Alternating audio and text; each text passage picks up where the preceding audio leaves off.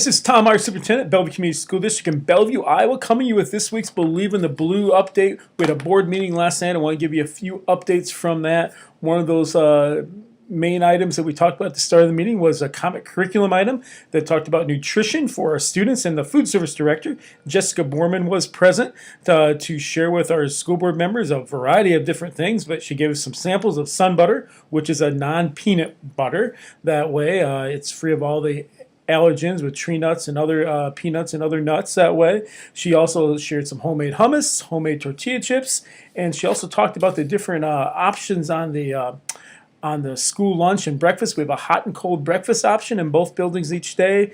We also have fresh produce on the salad bar, which we also have each day, a salad bar. And we have hot and cold choices for lunch and alternative lunches with sandwiches and things like that. A lot of great things happen that Jessica's brought to this program overall. Just want to thank her for her time last night and for sharing with the board. Also talk about facilities and capital improvement projects. We have been talking to some engineers and architects about the elementary building. We're scheduled to talk more about that in February with the possibility of looking at a different elementary, redoing the elementary, whatever the case may be. They're presenting some prices to myself right now that I'll pass along to the board. We'll make a decision going forward and getting some community input on what needs to be done for the Bellevue Elementary School, or if anything at all needs to be done that way, along with other facilities. We also talked about some other facility things we're going to be doing this summer or in the near future. We're going to be replacing the middle school roof. That has already been approved. It's going to be about $90,000. We're doing a phone system update in the middle school, high school, and the elementary building. Total cost by the time we get everything put together with that's going to be around $15,000 to $20,000.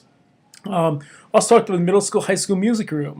We're going to make some updates there, looking to spend between $10,000 to $20,000, knocking out some concrete walls inside the building that are non-supportive walls of the entire building. The building's not going to fall down by knocking those walls out, basically. We're looking at adding some space there. Just by doing that, we're going to get rid of some lockers, look at some different instrument storage areas, and brightening up the area, and possibly adding some windows on the west side. Hopefully next year when we come back to school, we'll have a little different appearance in the music room there for a short period of time before we do something more major in the future. Also going to be looking at adding some carpet in the collaboration room, the ICN room, going to do some work there, putting some carpeting, adding a window or two there. Also talked about a variety of other things, anywhere from transportation items that way to lawn mowing capability, machines, press box at the football field, which is probably going to hold off a little while. Looking at replacing some concrete as well on the north side of the building. Things like that. I'll keep you posted more as we get closer. Also looking at buying some new Chromebooks for our incoming 6th grade. We go on a general rotation with that every year. Each Chromebook, roughly, we're getting right now for about $200. So that's a positive compared to the MacBooks that we're paying at one time about $1,000 a piece for. Actually, a little more than that at one time. They've actually come down in price. We also talked about a Comet School finance information and legislative update. Something I can share with that is I don't know what's going to happen. I can tell you right now, state supplemental aid for our school district is not going to be more than 2%. It's probably going to be less than that. There may be a few less restrictions on some of our other funds that we have and how we can spend those, which will be a positive. I don't know how that will go. There could be some changes with collective bargaining for our Bellevue Education Association in the district. I don't know what that will mean. And I also can't tell you if that's a good thing or a bad thing until everything's taken care of. So just some information there, and really the legislative session just began. I've talked to Andy McKean, our representative, and also Todd Bowman. They've given me some input on some different things of what could happen, but there's really a time of potential significant changes happening. And hopefully the changes that will happen will be for the best for everyone involved, specifically for our students that way.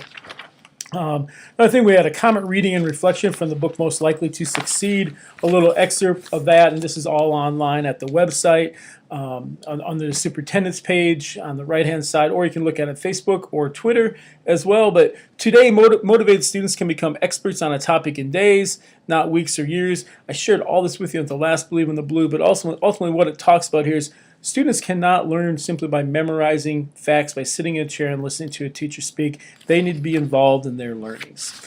Let's talk about the school calendar. We'll have a hearing on the school calendar for the 2017-2018 school year at the February board meeting, which is February 13th. I do have a link to the proposed calendar on my website as well, so you can look at that, or on my page on the website. First day of school will be August 23rd.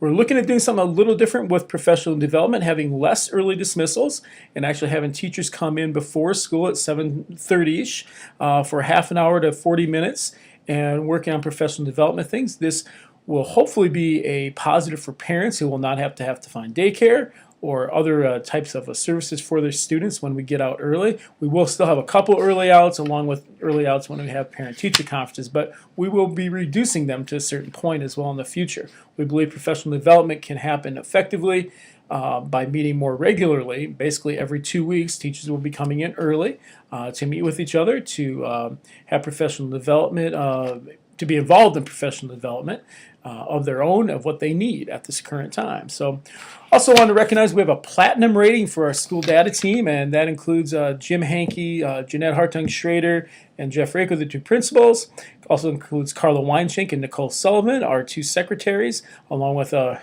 business manager, Penny Meaninger, and our secretary out here in the central office, Rhonda Roth. A lot of things go into getting the correct enrollment done, and we were actually one of the few schools that had it in on time and accurate. So I want to congratulate all of them. Let's talk about the common curriculum aspect of college classes.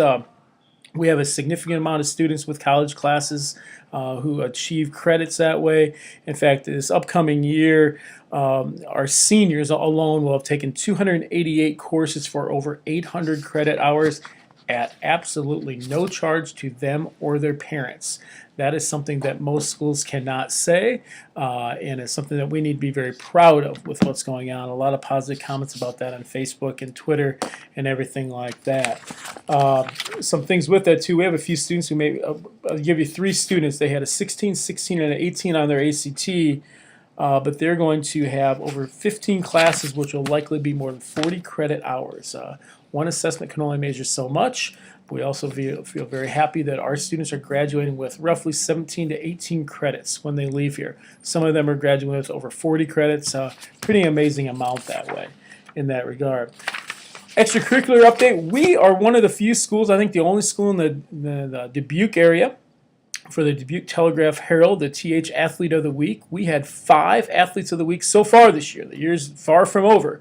But we've had Kay Doherty, Peter Kilberg, Mason Lyons, Cameron Ray, and most recently Rebecca Schrader.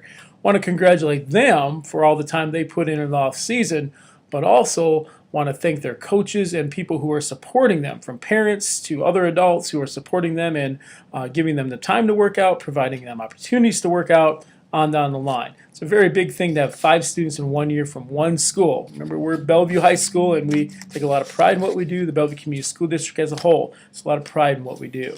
Final thing here, we had some comments from Jeanette Hartung-Schrader, the elementary principal, shared a letter from our school nurse, Kelly Humphrey, about the flu and illness. Basically, you need to be symptom-free before you come back to school for 24 hours. It's about as simple as the letter gets. It's a full page, but that's what it comes down to. Be aware of what's going on with you and your body and your student's body, and keep them home when they're sick and let them be symptom-free for 24 hours. Upcoming events, I want to get to some of those. Nothing going on Wednesday night tonight, but Thursday night we have 7th grade boys at North Cedar. But if you want to catch the middle school boys, the 8th graders play at home against North Cedar. And also we have wrestling at Tipton. Friday night, a little different setup.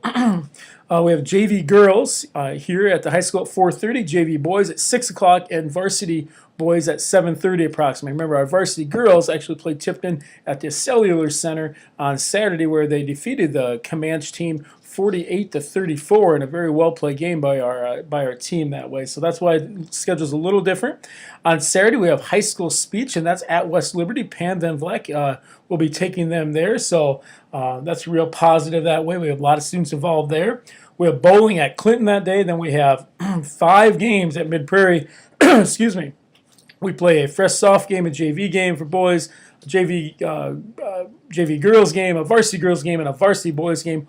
All those games start at 12 o'clock. The varsity girls start at 2:30. The varsity boys at roughly 4 o'clock. They'll have 2 gyms going during the whole time. And then Tuesday evening, we have JV varsity JV varsity girls and boys basketball over at Cascade. Encourage you to go up there. They have a great facility to watch a game. You can catch 4 Comet games there. Can't be better than that. Seeing a very quality Cascade team as well while we're up there. So on that note, I'm going to close it up for the day here. Have a great week. Keep track of the weather. Remember, we usually try to make a call on any weather delays or early dismissals a couple hours for early dismissals, 2 hours before the buses get out. Typically, we try to make that. In the mornings, we try to make that phone call by 6 a.m., which is about 2 hours before school starts. And that's also about 45 minutes before our buses actually leave the school here that way, 6 o'clock at the latest. So pay attention online, pay attention to news stations online. You'll find it somewhere. If you ever have a question, feel free to call the school about anything. And once again, Tom Meyer, Superintendent, Bellevue Schools. Have a great week.